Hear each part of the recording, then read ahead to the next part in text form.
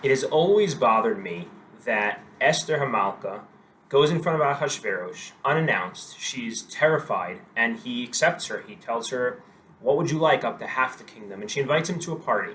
So now she gets to this party. Ahasuerus is there. Haman is there. The Jewish people's lives, the entire nation, their lives, their existence is on the line. And everything in the story has built up to this moment. And what does Esther do? She invites him to another party. I've never understood this. It's very strange. Like this climactic moment. You expect her in that moment to tell Ahasuerus, "Here's what's going on. Here's what I need from you." And she doesn't do that. And then what makes it even more bizarre is that when they come to the next party, it's not like something has changed now. Everything's the same. So whatever she does now at the next party, when she tells Ahasuerus what she needs and what's going on, why couldn't she have done that at the first party?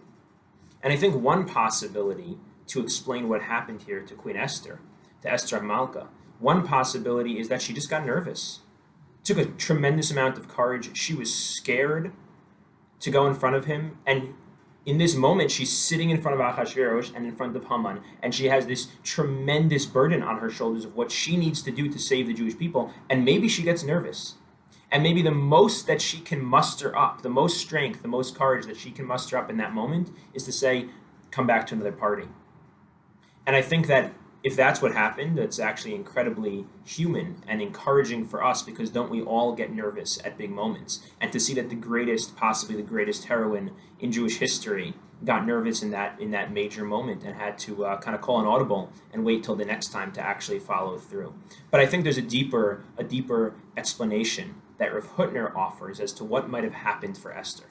What Rav Hutner explains, what he points out, is that whenever we find Amalek in the Torah, whenever we find the destruction of Amalek, the mitzvah to get rid of Amalek in the Torah, and Haman, of course, represents the ideology and the lineage of Amalek, when we find the destruction of Amalek, we find the concept of machar, of tomorrow, for some reason. And what Hutner explains is that it's because Amalek is all about saying that there is no tomorrow. The only thing there is today. There is today, there's what's right in front of us. Amalek puts us into a place of doubt, of insecurity, of feeling hopeless, of feeling that there is no possibility of a brighter future. Whatever my problems are, they are, period. That's the end. There is nothing to talk about. There's nothing that can change. Amalek is that part of us, that part of this world that believes that whatever issues we have, whatever weaknesses we have, we cannot grow, we cannot change. Whatever relationship issues, whatever challenges and struggles we face, that's just what is. It's that part of us that weighs us down and invests us in the problem instead of in the solution. So there is, for Amalek, no tomorrow. There is no hope. There's no possibility. There's no curiosity. There's no potential for change. So whenever we want to destroy Amalek, what do we want to do? We want to invoke the power of Machar.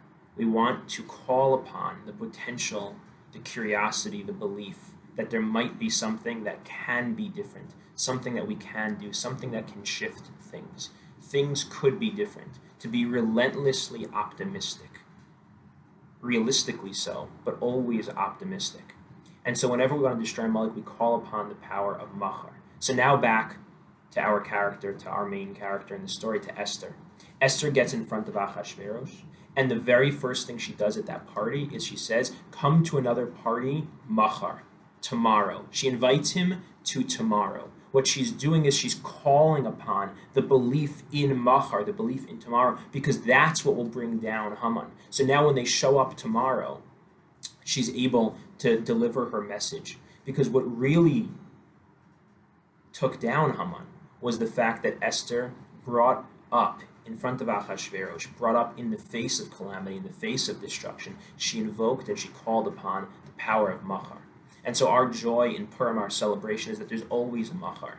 We dress up, we distribute things in a way that is irrational, we give other people things, we take from other people, we are wearing costumes where some of us are intoxicated. We are doing all these things because what we're saying is that whatever the reality looks like right now, who knows what the reality really is? Who knows what's really going to be tomorrow? Tomorrow, everything could be different. I look like this right now, and tomorrow I might look like something totally different. I own this right now, and tomorrow I might own something totally different. Right now, this is in my possession. Tomorrow, it might be in your possession.